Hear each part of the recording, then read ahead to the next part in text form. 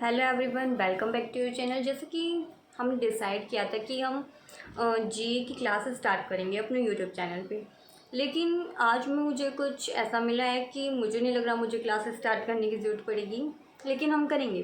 Don't worry, हम classes ज़रूर start करेंगे, लेकिन हम सिर्फ अक्टूबर से लेके स्टार्ट करेंगे।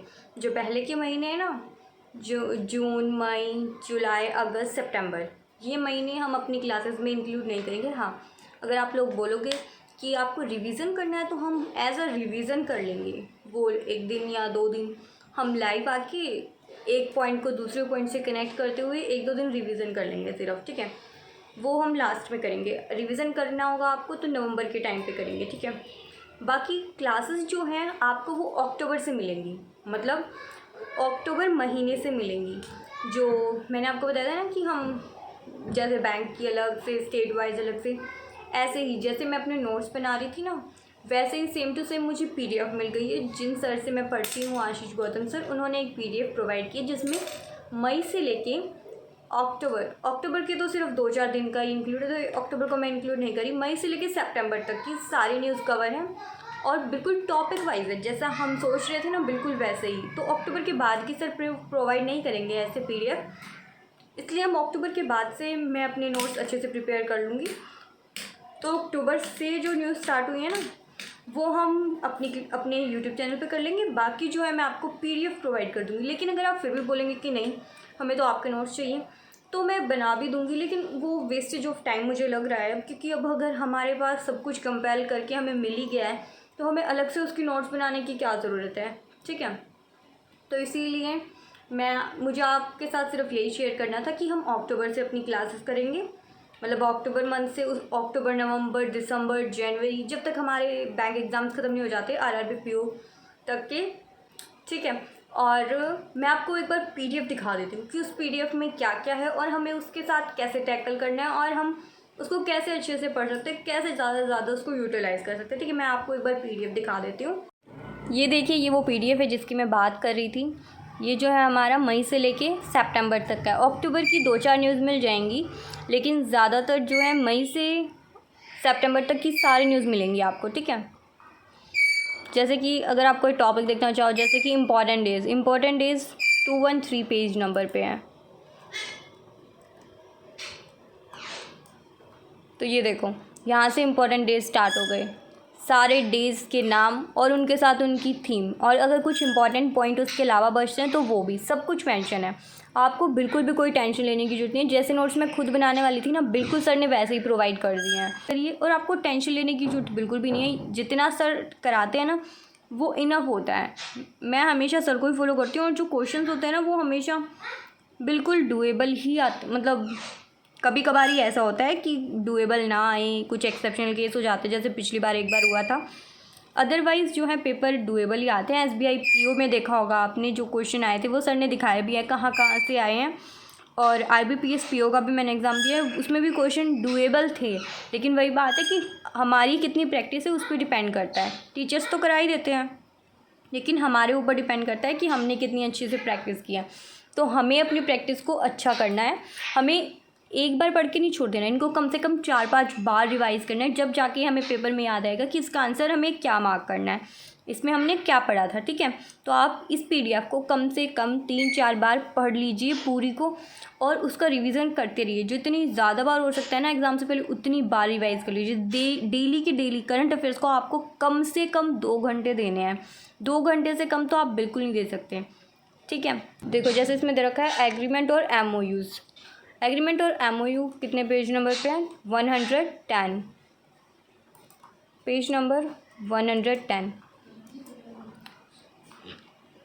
देखो, जैसे इसमें इंडिया का एमओयू जो है, इंडिया का जो है एग्रीमेंट हुआ है जापान के साथ, किस टॉपिक से रिलेटेड हुआ है, उसके बारे में डिटेल्स क्या क्या है वो सब दे रखा है। इंडिया का ईएफटीए के साथ हुआ था, कोल इंडिया का एनएसटीएफडी के साथ हुआ था, मतलब पूरा एक्सप्लेन कर रखा है। आपको टेंशन लेने की कोई भी ज़रूरत नहीं है। और लास्ट में जो है स्टैटिक न्यूज़ भी दे रखी है, वो भी देख लेते हैं एक बार हम।